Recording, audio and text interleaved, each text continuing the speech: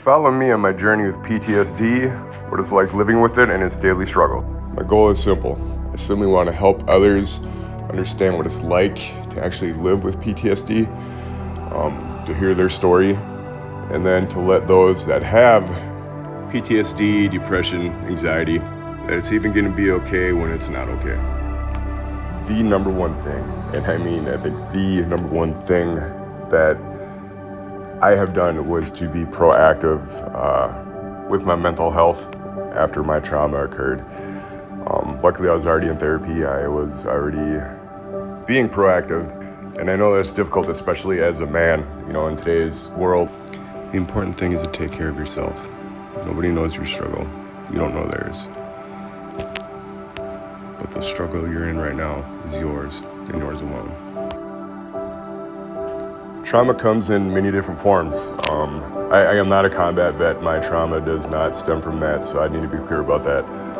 But there are combat veterans, there are police, firefighters, emergency personnel, victims of sexual assault or domestic violence. And I can't forget childhood trauma as well. PTSD, anxiety, depression, it all comes in many different forms. The big issue is how we deal with it, and to help ourselves feel hope when most of the time you don't feel anything. And oftentimes, people who suffer from this or other mental health conditions, they seek numbness in other forms, alcohol, drugs, usually something that's probably not good for you. Me, for the longest time, I was a boozer. Like a David Hasselhoff cheeseburger drunk, on a nightly basis.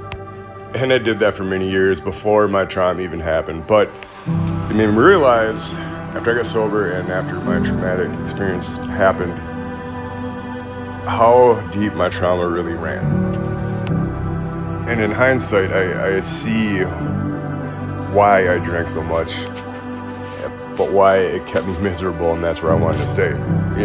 Even now, to be honest, I want to be miserable. I feel I deserve it. It goes with the guilt and the shame that I'm not even going to touch on it, because I could go on about that. What even brings me is close to what I can feel is normal. And what I mean by that is by not feeling hypervigilant, not being so anxious where I can actually relax, even just for a second, is when I'm simply outdoors. It gives me the ability to detach from the reality of what goes on in my head. It gives me a chance to feel safe, which is huge for somebody who suffers from anxiety and PTSD. It's a moment my mind is free from the images that I see, from the thoughts that I think. It's freedom, which is invaluable when you suffer, because we actually have control over that moment. Again, my goal here is really simple. I simply want to let others know that suffer, you're not alone. You can make it through this, and you will. Spouses, friends, parents of those who suffer from PTSD and or anxiety, to help them better understand what we go through on a daily basis, because it's not easy. I'm going to be as raw, real, and unfiltered as I can be about what it's like to live with PTSD. I'll share the emotions when I find them, my struggles, my victories, my failures. But I know I'm not alone, and neither are you. Thanks for watching, and like and subscribe for more.